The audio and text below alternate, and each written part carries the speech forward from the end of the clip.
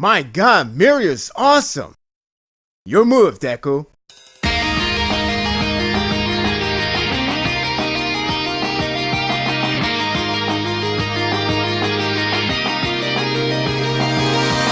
Quirk has been seen as the main key to define a hero.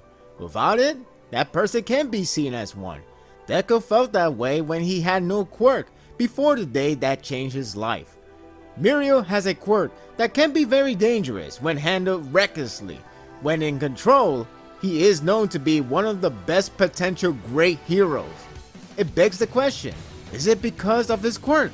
The chapter answers it with a defining and integrity of Mirio, showcase of great heroism in a satisfying way. Mirio has been an impressive character to me since he was first introduced. From design to his ability, I was moved by his character.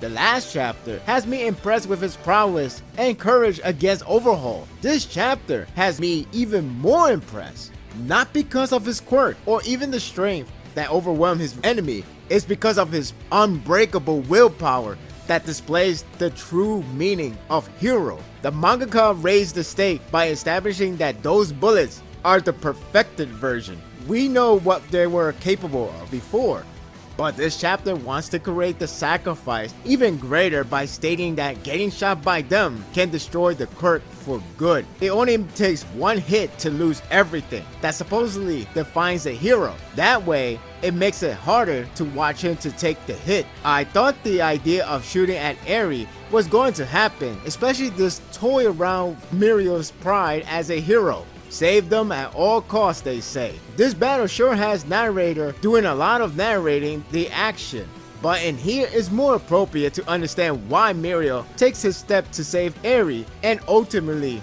lead to his loss. One would ask, why not just let Eri take the bullet? I admit, that's a good point, since maybe it won't have any effect to her, and if it does, maybe it does more good than harm in hindsight. But to be fair, it does make sense since maybe it would have killed her, and even if that's not the case, Mirio is dedicated to heroism, so it's only fitting for him to react quickly. I really like the slow transition to his quirk getting destroyed. Mirio is such a nice guy to pull a smile in front of Eri. He really nails it on how to be a proper hero. The way how it slowly leads to the inevitable end of his quirk made it seem like he's about to die, but it is meant to be that significant. It adds a lot with the montage of flashbacks, creating the sacrifice into a sorrowful one.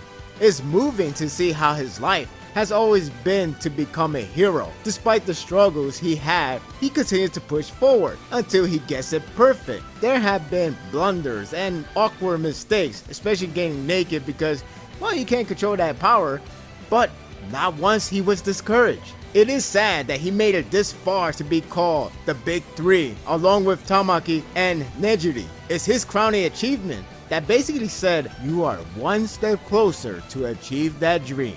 The bullet connects, and all that goes down the drain. Believe it or not, the best part is after he gets shot. It's not because it's the aftermath or how sad it is for him to lose his quirk. Instead, it's how he still keeps his momentum strong.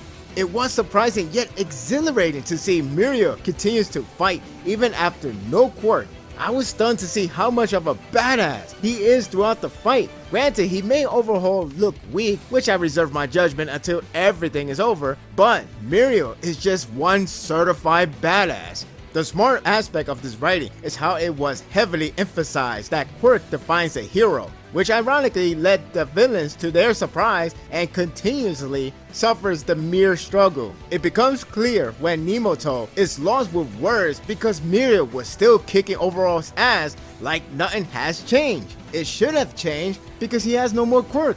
So why this is still going on? Clearly, he was under impression that a quirkless hero is no hero and can't fight anymore.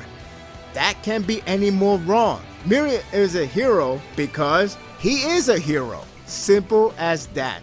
He saves the citizens. He doesn't quit when things are getting rough. He smiles to the people he saved to reassure everything will be fine. He stops the villains from causing chaos. He practically has all the traits down. and Quirk is not even needed. He even holds up so well against the odd with no Quirk and protecting Eri at the same time.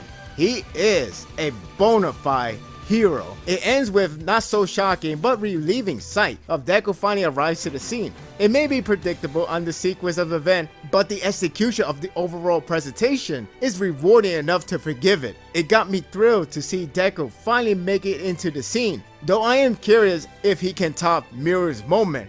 I mean, there are so many great ones. I would like to see how Deku can handle this part. That's a hard task right there. The presentation is very solid with its tension, and significant of that one shot is the shot that supposedly ends a hero, but the raw emotions of Miro's only screams that nothing is over. He comes looking very strong throughout the chapter. That Tintin facial design can look badass when drawn right, and this one is no exception. The entry of Deku appears satisfying and rewarding after a couple of scares of Miro's life. This chapter is pretty tense, with Miro close to his own demise, is moving, saddening, but then leads to badass moments and raw power of a character that should have submit, but that option is non-existent. Deku's arrival is reassuring, even though I can understand some people's opinion, but in due time from me, I will share my opinion when the arc is over. While it could be harmful to the overall arc, depends on what happens next. As a standalone chapter, it's very satisfying to see the actual definition of a hero. I'm giving this chapter a 9. I guess no Quirk means death in this series. That seems like the pattern right now. What are your thoughts of this chapter? What are your thoughts of the character overall of Miro? I know I asked this before in the last chapter review, but I want to ask again because he really stepped up his game, and I'm really impressed by his characteristic and his motivation and his pride to stay as a hero and never let anything go down for him. It just seems like he has a huge confidence for himself, and he just have everything that a hero should be. So now seeing Deku again, hopefully he could even step in the same level as Miro, despite the fact he lost the Quirk. I just want to see how he can handle this from this point forward. And that will do it for the review. I hope you enjoyed this one. If you like this and want more of this, subscribe to my channel and my world will be yours to stay. Until next time, take care.